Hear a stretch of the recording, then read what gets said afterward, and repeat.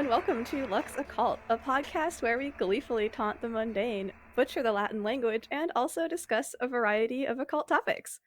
I'm Luxa, and with me today is special guest Dave from Unearthing Paranormalcy Podcast. So, welcome to the show, dude. Thank you so much for being here.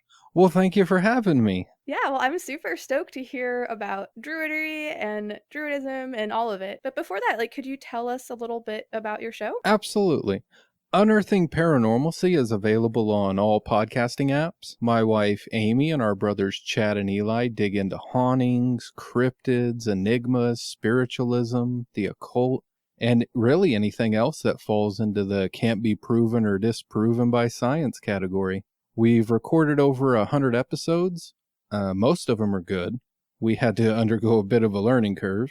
But we also dig into mythology, spiritual paths, and philosophy. We try to present our topics in a way where we explore from all angles. Yeah, it's a really fun and cool show. I definitely can tell that you do a lot of research into the stuff that you guys cover, which is really cool. And I really like the vibe of it. It definitely feels like hanging out with family and talking about spooky stuff when you listen to it. So, and with all the, isolation with, everything that people have been dealing with, I think something simple like that can definitely be very welcome.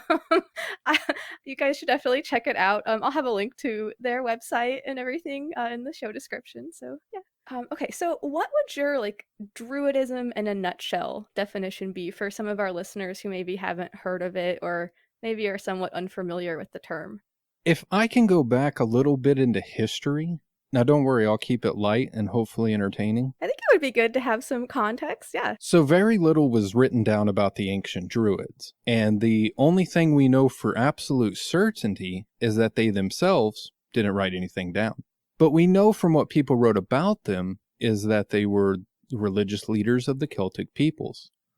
Their roles were varied and included working as teachers, scientists, diplomats, judges, and philosophers. Now, back in the early 18th century in the British Isles, most people were stuck with the duality of belief in a dogmatic religious perspective of the world called Christianity, or a dogmatic, scientific, materialistic perspective of the world. This might sound familiar to some. It does sound a little bit familiar now that you mention it. Well, there was a small group of mostly misfits who wanted a third option. An option where nature wasn't made evil and to be avoided and rejected, as was the case with religion, and where nature wasn't something to be conquered, as was the case with the scientific community. When it couldn't be found, they just said, you know what? We'll just make our own third door. And thus brought us the Druid revival, where men and women developed a natural spirituality free from orthodoxy and dogma, remembering that we are a part of nature and not outside of it.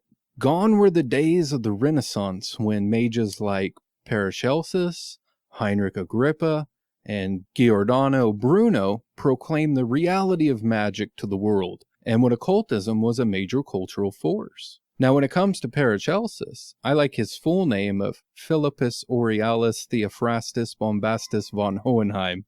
It's so fun to say. I think I need to try that. Okay. Philippus Aurelius Theophrastus Bombastus von Hohenheim. Very good. But this scientific revolution all but banished that occult vision of a cosmos woven together by subtle power and replaced it with Newton's universe of dead matter spinning in an infinite void. The age of reason, some call it. So then a little over 200 years later... Fast forward. I grew up in the suburbs of Oklahoma, aka the Bible Belt, in the 80s and 90s, a time where anything that wasn't Christianity was viewed as just a form of disguised Satanism. Some popular movies from the time were Jaws, Anaconda, and The Edge, real man-conquering nature type stuff. I also watched quite a bit of American mythology, Paul Bunyan and John Henry, the steel-driving man, which all ended with the heroes dying or being defeated by modern-day technological advancement. I watched the siege and the burning of the compound at Waco, and I vividly remember the horror of the Oklahoma City bombing. Like those misfits back in the 1700s, none of this orthodoxy, dogma, or extremism appealed to me. Now, I did dabble with Christianity briefly when I was about 10 and 11, but I never felt a connection with it. It's a valid path for many. My father found enlightenment through it. Early in his life, he was an occultist, and he applied the methods of meditation and insight from that with the Bible. That's really interesting. It's a fascinating collection of books. I've read most of it. Keep in mind, there's about 50 versions with different books added or omitted, but my takeaway from watching my father go through this is that too many religious people take the Bible literally or don't even read it at all. It's kind of the equivalent of reading Native American fables and thinking all the animals in them really did those things, and that there can't be any lessons to be learned on the conscious level of human existence. Occultists know better. Now there is, in fact, several Christian Druids, and out of the many I have met, they are predominantly non-fundamentalist. Okay, that's cool. So, I mean, Druidry doesn't preclude other belief systems, right? Oh, absolutely not. I mean, I know Muslim Druids. I know Druids that are into Satanism, because there's really no orthodoxy or dogma with it. It really fits with any path. Cool, very cool. But I was the kind of kid that spent most of my time outside. I tried to be creative in public school and use the knowledge I was gaining from it, but failed miserably. And mostly because I just wasn't very good at parroting knowledge. Yeah, maybe better not to get started on education. I have a lot of thoughts on this topic. It's a big topic of conversation at my household. So. But I've also felt a connection to nature and had what's called animistic beliefs. It's something most children have until they're criticized or bullied out of it. The people I grew up around were adamant that a connection to nature was something that didn't exist. It was something not to be talked about and something to be ignored. Even when I grew older, I noticed this was the norm. It makes a lot of people incredibly uneasy when you discuss human beings being natural beings, especially against the puritanical backdrop of American culture when it comes to topics like sex. And then, another example of that uneasiness would be how most guys respond to a woman talking about menstruation or childbirth. I just fainted a little bit. Oh, clutch my pearls. TMI. Too natural. I mean, it's getting better, but that could just be because I tend to surround myself with people that are more open-minded. Yeah, no, me too, definitely. And what you're talking about in terms of this like idea about nature being scary and everything, like it's almost like just the fear of the unknown itself, I guess. I don't know. Yeah, I think that could play a big part into it. I mean, you do have several movies where it's like apocalypse or, oh no, the volcano is going to destroy the town. And then it's, instead of man versus nature, it's nature versus man. But yeah, definitely. All right, I'm sorry, continue on. So when it comes to Druidism, we see that it really isn't an ism at all when compared with ideologies like Catholicism, communism, extremism, or even atheism, because Druidry is free from orthodoxy and dogma. However, if we look at a word like heroism, the ism isn't meant to portray worship, belief, or worldview. Instead, it is encompassing the aspects of the hero. The word Druidism to me is much the same. It's not the worship of the earth or of the ancient ones or even the teachings of the philosophers of it. It's about drawing inspiration from the legacy and spirit of those that worked as teachers, scientists, judges, and philosophers in the ancient Celtic parts of the world, i.e. the Druids, which doesn't require a deep historical understanding of them, thank goodness. As a chaos magic practitioner, I don't need to tell you it's very problematic to believe that a tradition has to have an ancient or historical pedigree to be valid. Those are fighting words in some places, but they are welcome here. So Druidry to me is mostly about three things. That I am not outside, above, or below nature. I am within it. That when presented with a duality or a binary, making it into a ternary leads to better understanding by transcending the conflict the opposing forces have on their surface. And that it's okay to be a misfit and think for myself. Absolutely, I agree. But because Druidry is unorthodox, everyone defines it for themselves.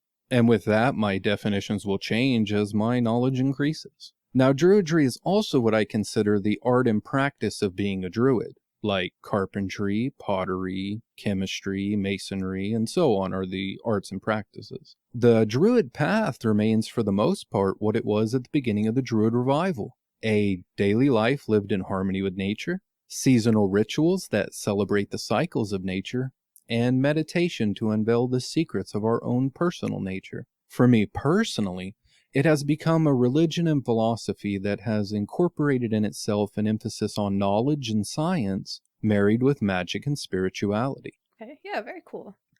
Okay, so what steps were most fundamental for you when it came to crafting your own independent spiritual path? That's a great question.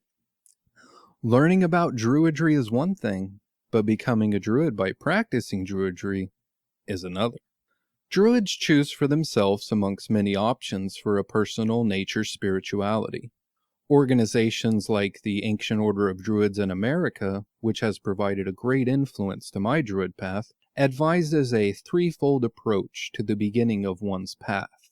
Threes are a common theme in Druid and Celtic philosophy: 3 rays of light, 3 circles of manifestation, 3 elements of nature, the triads which govern the laws, customs, and wisdoms of the ancient Celts. Just like all those are based upon threes, this approach can be explained best along 3 paths: the sun path, the moon path, and the earth path. Okay, cool. All right, so what's the sun path? The sun path responds to the need of participating in the cycles of nature and spirit.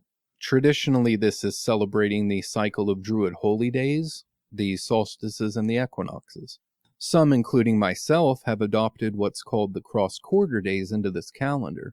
If you've ever studied paganism, particularly Wicca, this is the same 8-fold calendar used in that system, which was developed by the Druids Gerald Gardner, the founder of Wicca, and Ross Nichols, the founder of the Order of Bards, Ovates, and Druids. These days are celebrated with rituals which can be found all over the place. Most orders and individuals have their specific rites with emphasis on different aspects of the meaning behind them. Okay, cool. So the sun path is kind of about like keeping these holy days and like following the calendar. Yeah, exactly, and following the seasons and everything else like that. Very cool. Now, the moon path responds to the need of self-knowledge and developing the potential of the self. This is accomplished mostly through meditation. The AODA, which again is the influence of most of my practices, recommends discursive meditation daily. Starting on the path, I had to work pretty hard to get into this practice effectively. Another practice is the daily sphere of protection ritual, which I use. But any other ritual designed to protect, balance, and purify the life force can be substituted. Some druids, particularly ones into ceremonial magic, just use the lesser banishing ritual of the pentagram. Later on in the moon path, this is where ritual magic plays a big part. But other practices which lead to the discovery of the self is included.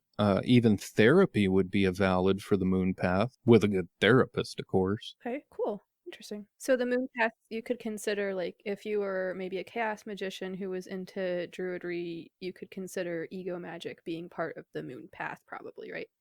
Oh, absolutely. That would Okay. fit right into it. Okay.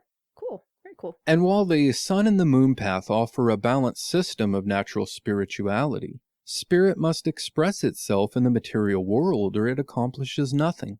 In other words, a spirituality based on respect and harmony with nature and the living earth. The earth path is the path toward that harmony. On the first steps of this path, it requires stillness, focus, and study. Stillness is a rather simple exercise, which is extremely hard to do when you're used to the distractions of the modern world. But it simply involves going outside and being in contact with nature. And this doesn't have to be some far-off wilderness setting. An abandoned parking lot with some weeds growing in it would work just fine. And all you do is you stop, you look, you listen, and you feel. You try to empty your mind of thoughts and distractions and just be receptive of the nature around you. Now, focus isn't that complex either. It isn't visualizing, like sacred geometry patterns and holding them in your mind for several minutes. It's just making detailed observations of a specific thing in the nature setting of your choosing. So this could be a plant, a puddle, an anthill, or a 1-foot square patch of grass. And if you start doing these things, these two practices, it won't take long, especially if you frequent the same areas, for the wildlife to notice you and be intrigued by you. They see you as human, obviously, but you're not acting like all the other humans do. I like that. Like, do you ever learn anything from the animals that come to visit you when you're doing this practice? Oh, yeah. Yeah, I've learned quite a bit from them. Very From cool. studying them and observing them. And Very cool. which, I mean, like somebody like a hunter or somebody who spends a lot of time outdoors being still, I mean, they already know this stuff. They're in their behind their blind or up in their tree stand, and then the birds are coming and landing on their shoulders and stuff, and the squirrels are coming up and chittering at them. Yeah, no, definitely. I do think hunters get this probably better than most people, for sure. Now, the next part of this is study, and that involves reading books about the natural history of the area in which you're living, learning about flora, fauna, natural ecosystems, weather patterns, and because humans are natural beings, one can't neglect study of communities. Still concerning the Earth Path, the Druid begins taking steps towards living in harmony with nature, and this can be accomplished by learning one thing, preserving one thing, and letting go of one thing. Now, every Druid chooses these for themselves. There's no rules to what you must pick, but I'll give some examples of each. Okay. So through stillness, focus, and study, quite a bit is being learned. But learning a skill is what this is mostly about. Especially a skill where your inner critic says, you wouldn't be good at that, you're not talented, you don't have the time, and so on. But I have a secret for becoming good at any skill. You just have to be really bad at the skill for a long time. And if you have any doubts about that, come listen to the first 10 or so episodes of my podcast. Or look through all the macaroni art my mother saved from my childhood. And I might even have some of all that terrible fantasy fiction writing I did in middle school. Dave is dropping some esoteric truths here, everyone, so get out your notebooks. Oh yeah, that's a big druidic truth right there. I like it. Yes, I think we've said something kind of similar on the show before about like the first step to being okay at something is sucking at it really bad. But Exactly. You just gotta stick with it. Very cool. And then preserving one thing begins with a desire to learn to do something the way our ancestors used to do it, by hand or with non-powered tools, especially something that has been phased out or is being phased out. I'm sure we can all think of several off the top of our heads, but also keep in mind this includes learning older technologies that newer technologies have taken over.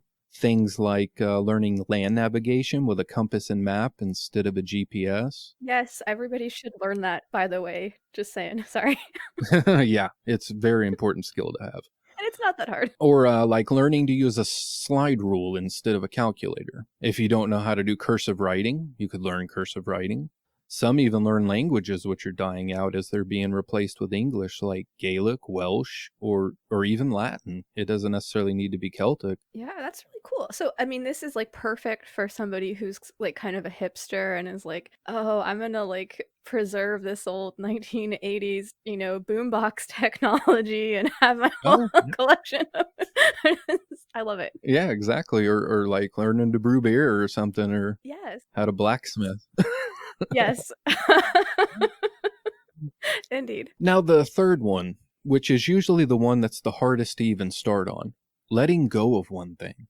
One thing that takes the burden industrial society has placed upon the living earth. Now this can be something as simple as replacing poisonous pesticides and fertilizers with natural alternatives, buying things locally grown and produced, choosing to fast meat 1 or 2 days of the week, all the way to things more extreme like replacing your car with a bike, going vegetarian, or living off the electrical grid. There's a lot to consider in our modern society when it comes to consumerism.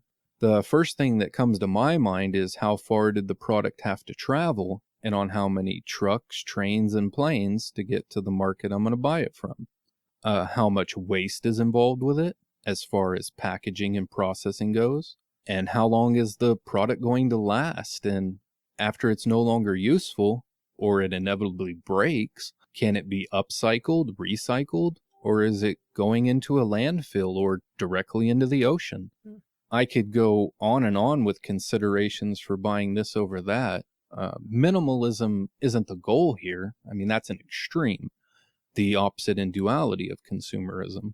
Sorry, if I could just interject real quick too, and I think that what you're saying is really important. This is something I think about all the time. And considering to buy something, I think another thing that's important to consider is your motivations. Are you motivated by an actual need, or are you motivated by some other perhaps emotional reason that might not actually be true? It might be the artifact of your being perhaps manipulated by very smart people in the marketing sector of our society. I don't know, just saying. Oh yeah, that's a great point. Those advertising magicians that send us all that stuff that we need to go buy. Those annoying evil magicians. But with this letting go of one thing, the ideal is to pick one thing you can do honestly for an entire year. Now, my first year, I found it kind of hard to find something because I was already doing most of the things with ecology and conservation in mind. But what I set out to do was learn more about using natural methods for basic healthcare needs, since the American healthcare system is very pollutant and unethical towards nature. In later years, I got into organic gardening. There's also a local program my wife and I have been involved in where parents in the community sell kids' clothes back and forth with each other instead of just buying them new. Because as parents know, their little kids grow so fast that their clothes are mostly like new when their ankles are out the bottom of them and their bellies are hanging out of the top. And as a homeowner, I have the freedom to choose more energy efficient appliances as the older ones break, and the freedom to make my home more energy efficient by sealing windows, adding insulation. I've installed a thermostat with timers on it and stuff. Yeah, no, that's cool. I mean, just kind of being aware of that and mindful, I think, is just really important, you know? So, yeah, hell yeah. All right. How do you feel about taking a little bit of a break, a bibliomancy break? Oh, that sounds fun. All right. Are you ready to ask the Oracle a question? I am ready. All right. And I would like to know which illusion is blinding me. All right. Excellent question. Go ahead and flip a coin. I got heads. Okie doke. And roll a d12, please. I got 7. All right. You have selected Chaos Making a New Science by James Gleick. A text very near and dear to my heart. All right. Paris, what illusion is blinding Dave? All right. If a drop starts off its life already moving downward, then it will break off sooner. If it happens to be on the rebound, it will be able to fill with a bit more water before it snaps. Shaw's model was exactly crude enough to be summed up in 3 differential equations. The minimum necessary for chaos, as Pontclair and Lorentz had shown, but would it generate as much complexity as a real faucet? And would the complexity be of the same kind? So there you are. Wow. Does that answer your question? Yeah, I mean, I need to meditate on a little bit of it, but yeah, definitely. Okay, I'll take a picture and send it to you if you want. I I appreciate can that. find it again. No problem. Or a transcript of this recording, one or the other. Yeah, that's extremely insightful. Hail Eris. All hail Discordia. She never lets me down, except for when she wants to, and that's her choice. Before we get back to the regular portion of the show, do you have any general thoughts about divination or anything like that? For me, divination is the second leg of the cauldron of druid magic. I practice it every day, and I also cast 3 divinations for any magical working I am considering. It's very fluid, and I find the symbols of divination are as greatly faceted as the images found in my dreams. Yes, very cool. I agree.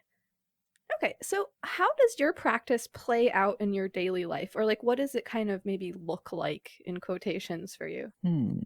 Because Druidry makes up a great deal of my philosophy, as most individually focused spiritual paths do, it's always in the foreground of my thoughts and definitions of my experiences.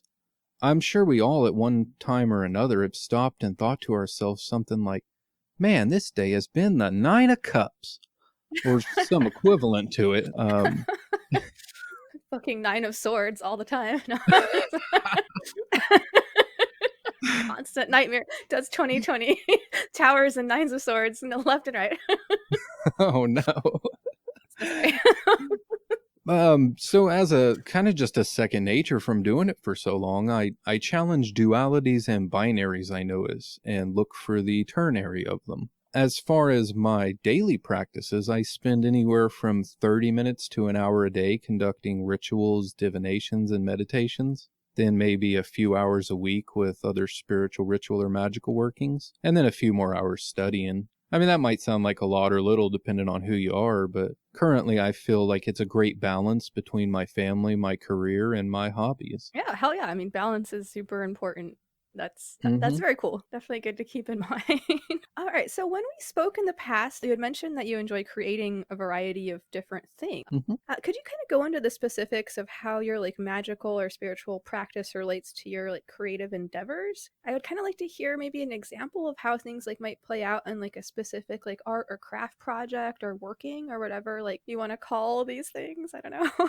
Magic combines well with the Druid path, and for many, including myself, other arts such as poetry, crafts, music, divination, healing, sacred geometry, the study of ancient traditions and of sacred landscape. These have all been a long part of this tradition. You know, creativity is magic and magic is creativity. Definitely. Alwyn is the divine inspiration that flows. It is the source of creativity. Alwyn is often symbolized by the 3 rays of light. Opening yourself to Alwyn is fairly easy.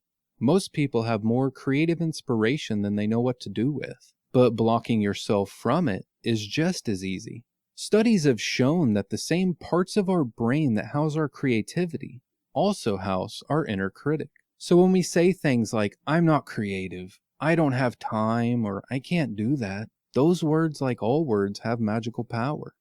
Oh, that's so interesting too. And that kind of explains a little bit why things like automatic writing and stuff are so effective. Absolutely. I've found that whenever I'm writing, if I'm typing along and I go, oh, I don't like that sentence, back up, rewrite, then I'm done writing. Because at that point, I'm in the critiquing mode. I'm into editing and Yeah. it's done. It's gone. The flow's gone. And I think that I'm sure that kind of applies to other things other than just writing, like whatever you're creating or maybe even just focusing on. I'm not sure. Interesting. Mm-hmm. Huh. Yeah. So much like dams that hold water, Alwyn builds up behind it and explodes out. Or worse, the river behind that dam dries out.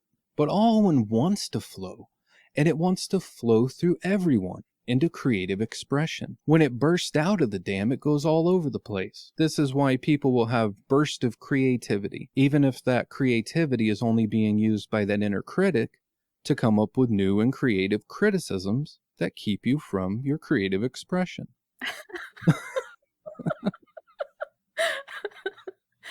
Oh man. Or another example of that is like you'll see these musicians that'll put out like 3 or 4 albums in like a year, and then you don't hear from them for like a decade. Yeah. No, that is really interesting. I think it's kind of the same thing of like when you're trying to like suppress something, no matter what the reason is, it will sort of like explode out in sometimes strange ways. So Exactly. But Alwyn is not something you can force or ignore. It's something to be worked with and responded to. One technique I use to cultivate Alwyn on the material plane is just a basic ritual using the 3 elements of the Druid revival. okay, cool. So what are these 3 elements? The Welsh bard Iolo Morgannwg, one of those misfits from the beginning of the Druid revival, wrote about 3 elements to nature, which can also be considered principles. Altogether, they make up the principles of all existences. There's Kalas, which is Welsh for hard. This is the source of form, stability, limits, and the principle of matter. Now, earth is a pretty good hermetic element comparison. Mm-hmm. Guyar literally means blood, but as a general meaning, it's fluidity. It's the source of change, motion, growth, decay, and the principle of flow. Water's a pretty good hermetic element comparison.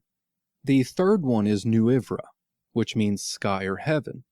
As an element, it's the source of life, consciousness, and the principle of the life force.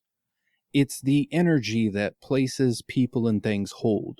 For a comparison, Kung Fu calls this Qi, Yoga calls it Prana, and Eliphas Levi called it astral light. Modern industrial societies have no word for it because this is the exact thing we are conditioned in America and some other Western societies to ignore from a very young age. And mostly because it can't be studied scientifically like how Kalas and Guyar can. Nu Ifra is the energy people radiate. It's also the feeling and awareness of that energy, which in turn affects others around you and them. This is why an angry, bitter person can affect the mood of an entire room, or a happy, outgoing person can do the same. It's the reason people are inspired by the motivator, and it's the uneasiness we get when there's a baby crying nearby. Sixth sense, gut feeling, intuition, hunches, the vibes are just a few examples of what occultists or others that don't ignore this energy have called it. All when the divine inspiration that flows and the source of creativity is a concept of Nuivra. Okay, very cool. I suspect that maybe Peter J. Carroll might call this Kia. Yeah, very cool. Very cool. Yeah, I believe he does. All right, so how do all these things kind of like fit together? If you look at your hand, all three elements are there. The Kalas is in the bones and the skin, and it's also the joints that limit us from bending our fingers to like touch the back of our hand. Guyar is the blood that flows through it, and it's the movement and flow the hand is capable of. Nuivra is the life, the vitality, and the sensation of the hand. The presence of this life force makes it active and sensitive. Land, sea, and sky is another triad associated with these on a basic level, but land, sea, and sky also incorporate the other two elements within them, just in smaller amounts. Everything contains these three elements to a degree. Like a stone has high Kalas, moderate Nuivra, and very slight Guyar. Because stones do flow, they just flow very slowly. The wind is very high in flow or Guyar, and its Kalas or matter is molecular in the form of oxygen, nitrogen, and other gas particles. The Nuivra can be found in what the Renaissance occultist Paracelsus called the sylph, or the air elemental. So like imagine you're at your table in front of like your dinner. The Kalas is the raw material, the meats, the grains, the fruit, the vegetables. Guyar is the cooking process that turns those raw materials into the meal. And Nuivra would be the selection of the ingredients, the recipe you chose, and the skill and personality of the cook. Okay, cool. Yeah, I like that way of contextualizing it past just like the characteristics of like the matter of the things. Very cool. Yeah, because it's also the principles and everything. If Sure. if you want to try a simple exercise to feel Nuivra, if you never felt it before, if you're unsure you have, start shaking your hands for about a minute. And then, while they're relaxed, rub them together for another minute. Then hold them out in front of you, palms inward, like you're holding a ball about the size of a cantaloupe. Concentrate on your palms, and then just move them back and forth a few inches, slowly and slightly. Very cool. It sounded for a second like you were gonna say one of those tricks that we all heard when we were kids. Like where you put your arms in the doorway and then step away. Yeah. Can you touch your elbows behind your back? All right, so yeah, that's cool. Definitely try that. One metaphor I like about balancing out the three elements for a magical purpose is by John Michael Greer.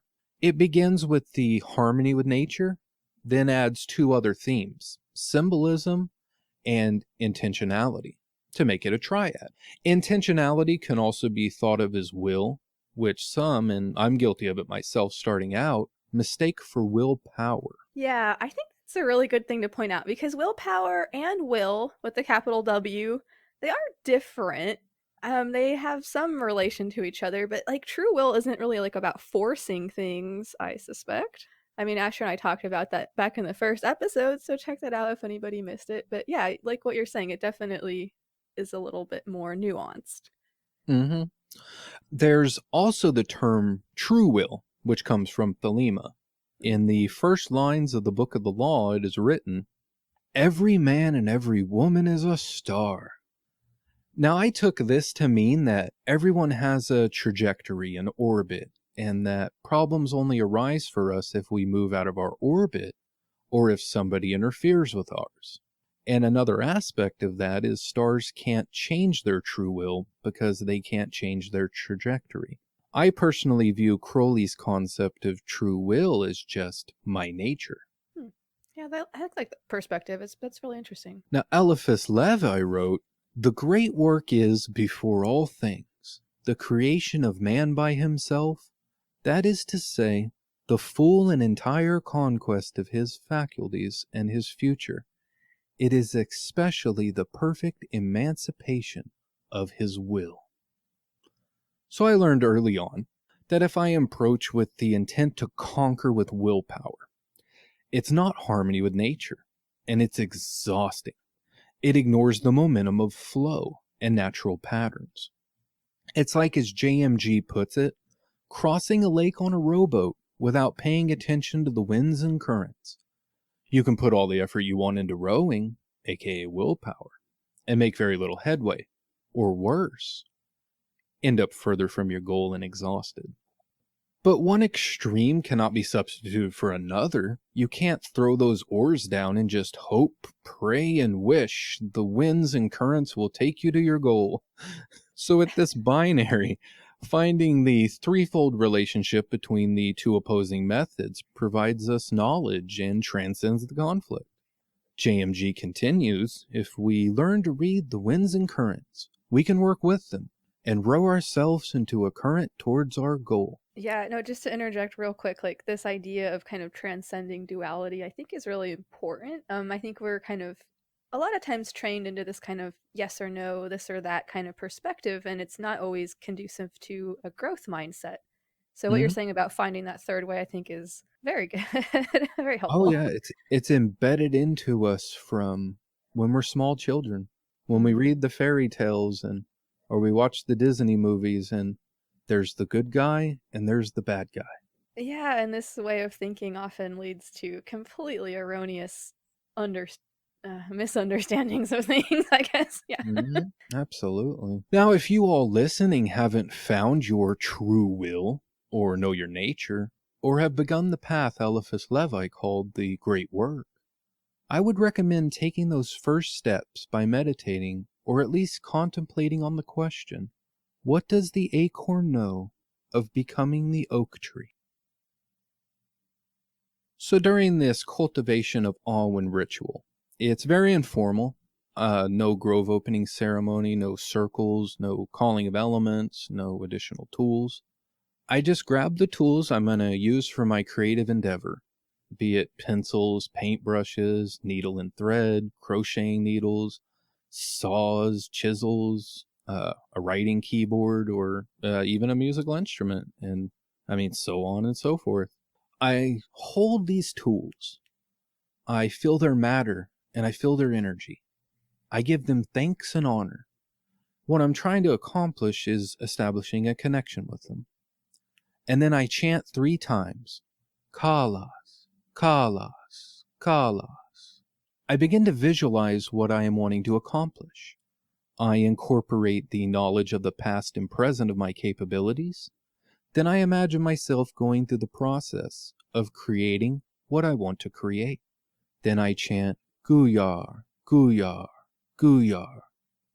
After this, I give thanks and honor to the living earth, my ancestors, inspiration, energies, and my own capability. Then I chant, Nuivra, Nuivra, Nuivra. And then I follow this with chanting, Aowen. And then I began creating. Yeah, fuck yeah, dude. Well put. I think we should leave it there. I mean, Dave, Yeah. thank you so much for being on the show. I look forward to hearing more about Druidy divination with the Ogham staves and a very interesting system of correspondence that you've been using, which links the pagan wheel of the year with the Ogham and a few other things. So this is going to be coming up soon, everybody, in the second installment of this collaboration. Thank you, Luxa. It's been great learning so much from you this past year. I'm loving your new shows. I'm happy I had the opportunity to share, and I look forward to sharing more things I've learned and experienced on this Druid path. Oh, well, I appreciate learning all this stuff from you too. This has been really interesting and really insightful and enriching. So I really do appreciate it. Is there anything other than the Unearthing Paranormalcy podcast that you would like to plug? I never knew anything like Druidry existed until I was almost 30, and I just stumbled across it. From the stories of others I have met on this path, Druidry just kind of found them also. For more information, you can check out aoda.org, druidry.org, or tribeoftheoak.com. Hell yeah, and I will have those sites listed with links in the description if anybody wants to check them out. All right, well, thank you everybody so much for listening to Lux Occult Podcast. If anybody has any questions, thoughts, or arcane revelations that you would like to share, please do not be shy. I would love to hear from you for sure. Write me. Check out the new Instagram account for the show at Lux Occult Pod. I put some like fun pictures of like breakfast magic and other like random shit about trying to like live magically and all that. We're gonna have Dave take us out with a few last words here. We don't convert, but if anything I spoke of resonated with you, I would like to share with you the words of Dame the Bard. There are others just like you, who feel the power of earth, sea, and sky, of dragon and fairy and shades of the night. Hear the call of our ancestors of blood and bone, of womb and tomb and standing stone. Lady, stir your cauldron well, chant your words and sing your spell. Deep within this darkened hall, hear the goddess Caradwin call. Come and taste of the cauldron's brew, and magic she will give to you. You will dance in the eye of the storm, your Caradwin's children, the cauldron born.